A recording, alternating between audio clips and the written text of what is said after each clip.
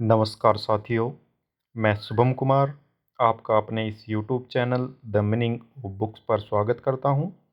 आज हम इस वीडियो के माध्यम से संविधान के भाग 3 अथवा मौलिक अधिकारों में शोषण के विरुद्ध अधिकार पर चर्चा करेंगे, जिसके अंतर्गत हम अनुच्छेद 23 व अनुच्छेद 24 को समझने का प्रयास करेंगे। इससे पहले यदि आपने हमारे चैनल को अभी तक सब्सक्राइब नहीं किया है, तो पहले चैनल को सब्सक्राइब करें और बेल आइकन को दबाएं। शोषण के विरुद्ध अधिकार यह एक ऐसा अधिकार है जो नागरिकों को नागरिक और राज्य दोनों के खिलाफ प्राप्त है।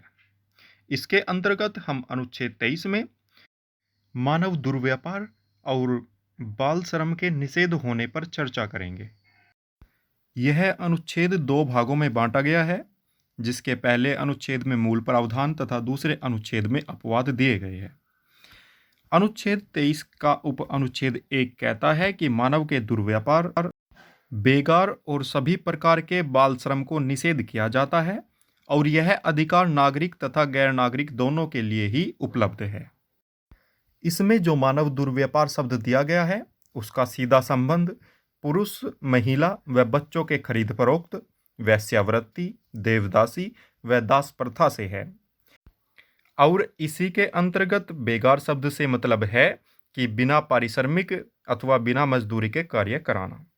इन कृत्यों को रोकने के लिए भारत सरकार द्वारा अनैतिक व्यापार अधिनियम 1956 और बंधुआ मजदूरी अधिनियम 1976 जैसे अन्य कई कानून लागू किए गए हैं।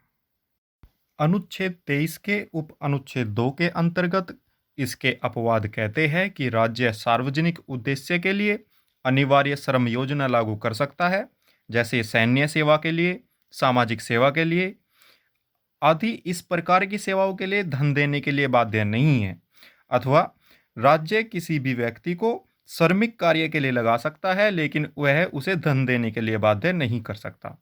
और ऐसा करते समय राज्य नागरिकों के मध्य धर्म, मूलवंश, जाति, निवास स्थान, सामाजिक स्तर आदि के आधार पर भी कोई भेदभाव नहीं करेगा। शोषण के विरुद्ध अधिकारों में अनुच्छेद 24 कारखानों में बाल श्रम आदि पर निषेध करता है और कहता है कि 14 वर्ष से कम आयु के किसी भी बच्चे को कारखानों या अन्य किसी जोखिम भरे स्थानों पर नियुक्त नहीं किया जा सकता।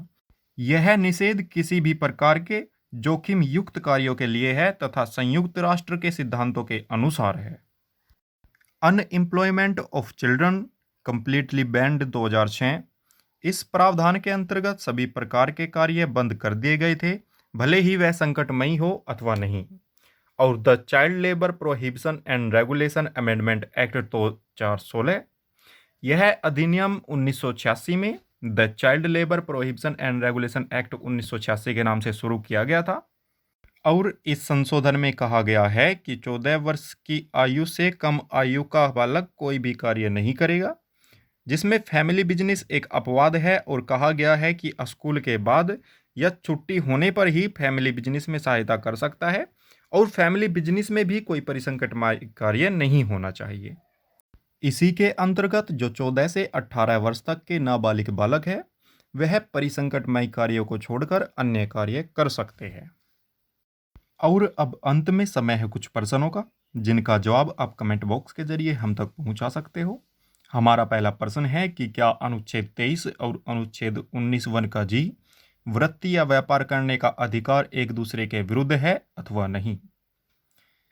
और हमारा दूसरा प्रश्न है कि क्या अनुच्छेद 23 गैर नागरिकों के लिए उपलब्ध है अथवा नहीं। इसी के साथ इस अध्याय को समाप्त करते हैं। मैं आशा करता हूं कि इससे संबंधित आपके सभी डाउट्स क्लियर हो गए होंगे।